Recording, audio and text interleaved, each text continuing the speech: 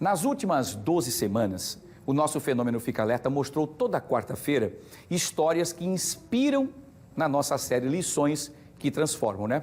Hoje, na nossa última reportagem, vamos até União dos Palmares conhecer a professora Edilene Barbosa. Filha de pais analfabetos, ela ajudava a família na roça, mas sem nunca abandonar os estudos. Chegou até a ficar sem comer quando conseguiu entrar na universidade. Se formou professora e hoje é orgulho da família e inspiração dos alunos. Vamos ver essa história juntinhos? Vamos lá, Lições que Transformam. Eu sou Edilene Barbosa da Silva, tenho 32 anos, trabalho na Escola Estadual Dr. Carlos Gomes de Barros e eu desempenho duas funções aqui. No turno matutino eu estou na coordenação pedagógica e no vespertino eu estou na sala de aula. Eu trabalho como professora de arte. Para você que está em casa, hoje o quadro Lições que Transformam vai trazer a história da professora Edilene, aqui da Escola Carlos Gomes, em União dos Palmares. Essa região ela é conhecida por toda a educação do estado de Alagoas, porque apresenta grandes notas, tem alunos aplicados e professores dedicados. Quem é a professora Edilene? Então, eu comecei na educação em 2013. Mas eu tenho uma história antes de acessar a educação. Eu saí aos 18 anos de Santana do Mundaú, que fica aqui na zona da mata também. É uma cidade menorzinha aqui, União dos Palmares. E foi bem difícil.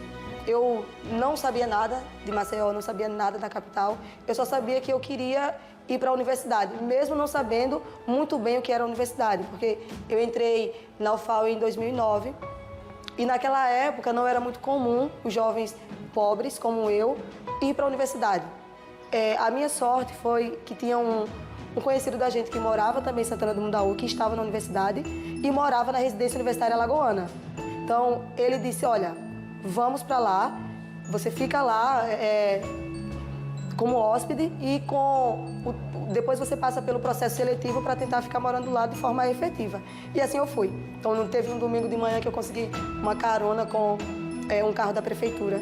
E aí eu peguei uma bolsa com as minhas roupas, enrolei um colchão e fui para Maceió.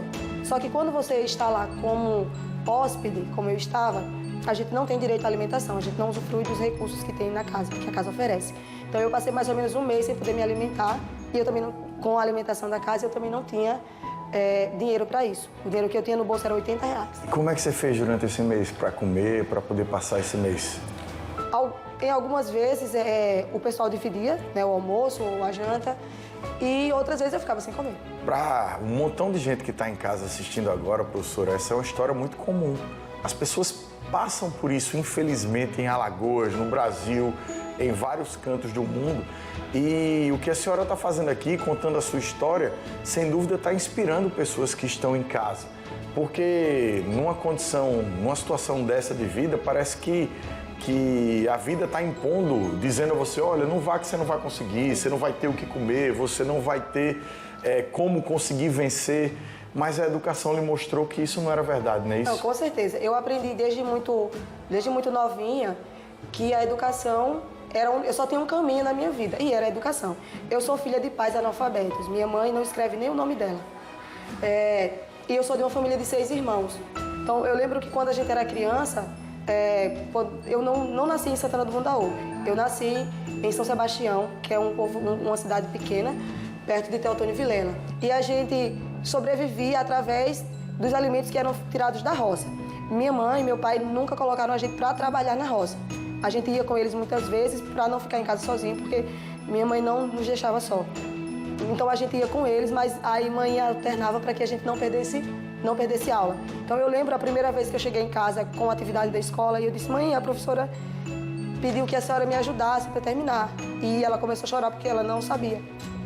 Então um dos motivos para eu entrar na educação, para eu começar na educação, era tentar alfabetizar minha mãe. Mas hoje ela não quer mais. Então, não podendo alfabetizá-la, eu faço o que eu posso dentro da educação para contribuir para outras pessoas, para outros jovens como eu. Então, seu pai, sua mãe, analfabetos. Sim. Criando na roça em Santana do Mundaú 6 filhos. Isso. Com toda essa dificuldade, eles incentivaram todos a estudarem. Ou seja, eles eram pessoas extremamente sábias Sim, porque eles sabiam que era através da educação que a família de vocês podia ter uma transformação social mesmo, e foi isso que aconteceu. A minha mãe, ela sempre dizia que eu não poderia ter a mesma vida que ela teve. Eu não podia pensar na ideia de, no futuro, casar e depender de um marido. E não podia viver a vida como ela, sem ter um emprego, sem ter uma estabilidade. Porque com certeza tem muita gente que está vendo agora que está dividindo o ovo com o irmão, Isso. que está dividindo um pedaço de bife, que às vezes não tem o que comer, que às vezes precisa de uma ajuda de um vizinho, de um familiar, de um parente. Então a grande mensagem do programa de hoje é que a educação transforma, salva e realiza uma mudança profunda na nossa sociedade, tá certo? O que é que a senhora diria nesse momento para um montão de gente que está em casa ali assistindo? Qual era um recado que você daria para eles agora? O que eu posso dizer para o jovem hoje? Acredite em você, acredite que é possível.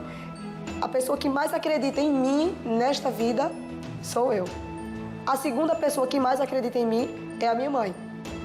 Mas, se eu não tivesse a minha mãe acreditando em mim, ainda assim eu teria a mim mesma.